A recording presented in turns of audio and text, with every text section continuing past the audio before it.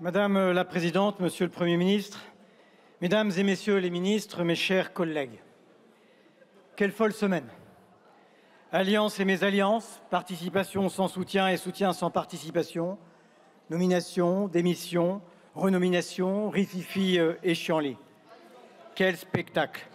Celui d'un ministre de l'Intérieur à peine nommé, s'abordant son propre gouvernement pour un Bruno de trop. Un ancien Premier ministre appelant à l'heure de servir à la démission de celui qui l'a pourtant servi. Un chef de parti présidentiel dont l'intérêt bien compris est de ne plus comprendre le président lui-même. Voilà un socle pas commun, un socle pas commode. Quel désordre! Et le désordre appelle toujours le retour de l'ordre, le pire de l'ordre. Monsieur le Premier ministre, votre mission était terminée. La voici qui reprend dans un contexte dont chacun mesure la gravité. Un monde menacé par l'égoïsme des nations, la remise en cause du multilatéralisme, du droit international et in fine par la guerre. Un climat déréglé dont on peine à imaginer toutes les conséquences mais dont on éprouve déjà la brutalité mortelle. Une humanité percluse d'inégalités, rongée par la désespérance sociale, l'individualisme forcené, le ressentiment et à tout dire la colère. Partout, des États-Unis à l'Europe, des ennemis mortels de la démocratie prêts à toutes les promesses pour tenir tous les mensonges. Nous vivons dans un monde au bord du basculement. Nous vous avons écouté avec l'attention qu'appelle la situation. Nous vivons et nous vivrons dans une époque de crise, dites-vous. Soit on les subit, soit on les utilise, soit on change, soit on sera changé. Dans le moment grave et incertain où nous sommes, ce qui se joue en effet, ce n'est pas l'avenir du macronisme, il se meurt. Ce qui se joue est bien plus grand, c'est la démocratie elle-même. Il faut entendre, Monsieur le Premier ministre, mes chers collègues du socle commun, la colère qui gronde, le sentiment de ne compter pour rien et de ne jamais être écouté, l'aspiration au changement précisément de nos concitoyens. Ils perdent les élections, ils gouvernent. Ils sont censurés, ils gouvernent. Ils n'ont pas la confiance, ils gouvernent. Ils démissionnent, ils gouvernent encore. Il est temps que ça s'arrête. Voilà ce que nous disent les Français excédés dont les regards se portent sur l'Élysée, car ils savent que les responsabilités ne se divisent pas et que celle du président de la République est éminente. Le mal n'est pas que le pouvoir lui échappe. Le mal, c'est qu'il refuse de l'accepter. Si ceux qui gouvernent refusent de partager le pouvoir et n'écoutent pas, si ceux qui s'opposent loyalement et négocient sincèrement, en républicains authentiques, n'obtiennent rien, alors oui, c'est la démocratie elle-même qui s'en trouve emportée. Mes chers collègues élus dans l'élan de front républicain, ne faisons pas comme si la plus grande crise qui nous menaçait n'était pas d'abord celle d'une extrême droite aux portes du pouvoir. Pour reprendre vos mots, la défiance de nos concitoyens n'épargne personne. Ce qui se joue, ce n'est pas qu'une affaire de désaccord stratégique entre forces de gauche, de différence de ligne politique entre le centre, la droite ou nous. C'est notre avenir comme démocratie, comme État de droit, comme République. Et c'est ici toujours la même question qui vous est posée, collègues du socle commun, dans chaque débat parlementaire présent et à venir. Que préférez-vous?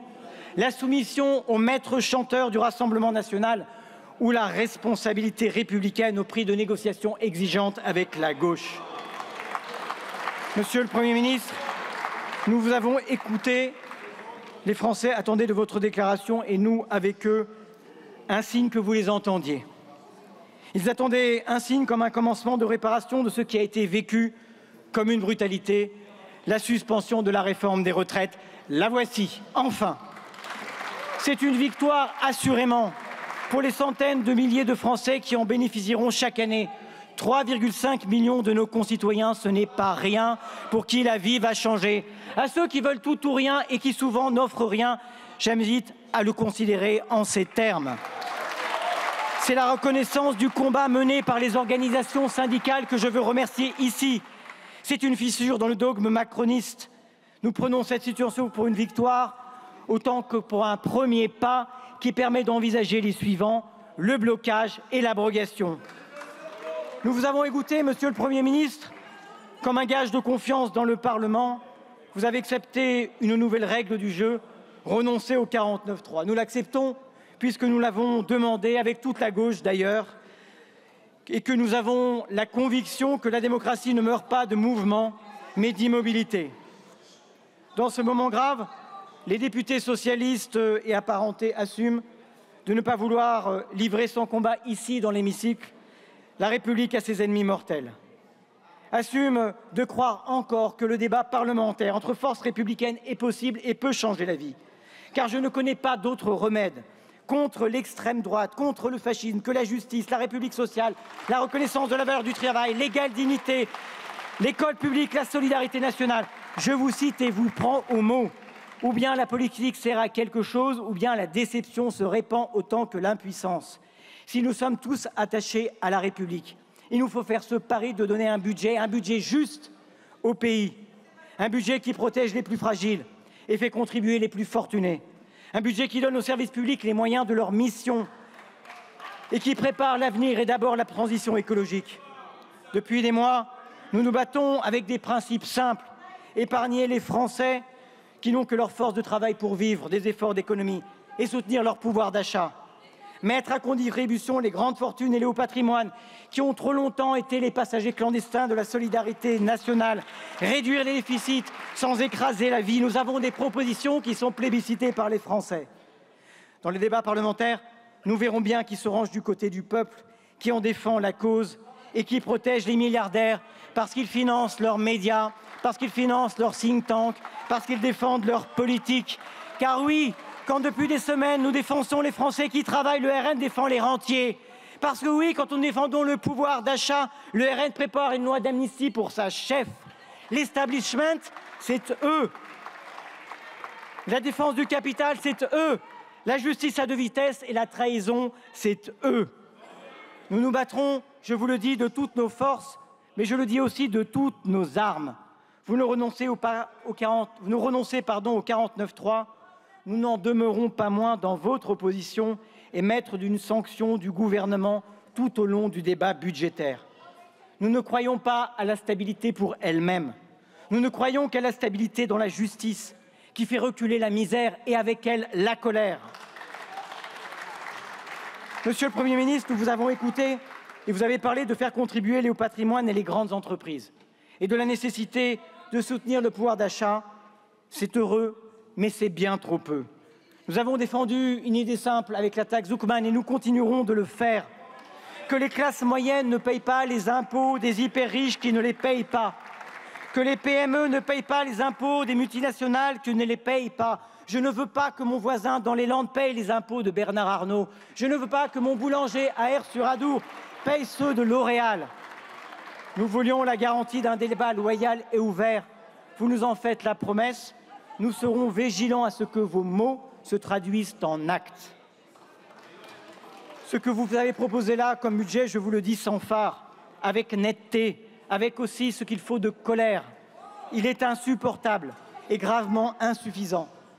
Il n'est pas question pour nous d'accepter le doublement des franchises médicales, le gel du barème de l'impôt sur le revenu, le gel des prestations, en un mot, l'année blanche, et donc le rythme insensé de réduction des déficits que vous avez inscrit dans votre budget sur les Français de l'Hexagone et des Outre-mer.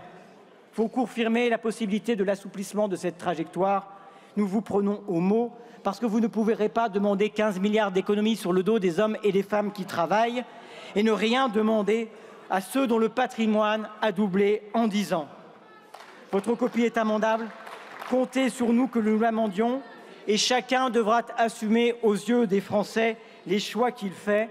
Votre point de départ ne sera pas notre point d'arrivée. Souvenez-vous-en, Monsieur le Premier ministre, nous sommes capables de faire des compromis, nous en avons fait la démonstration. Nous sommes capables de renforcer un gouvernement, nous l'avons fait par 2 fois. Nous n'avons qu'une boussole, l'intérêt du pays, l'intérêt des Français. Je mesure et il nous en coûte. Nous faisons un pari risqué dont seul l'avenir nous dira ce qu'il est. Chacun et chacun d'entre nous ici, héritier de Gambetta ou de Jaurès, de Mandel ou de Mendès France, de Simone Veil ou de Gisèle Halimi, du général de Gaulle ou de François Mitterrand, représentant de la belle et grande nation française, doit à cette heure se poser cette question simple, cette question exigeante. En sommes-nous capables? Les socialistes répondent: il le faut. Merci beaucoup, Monsieur le Président Vallot.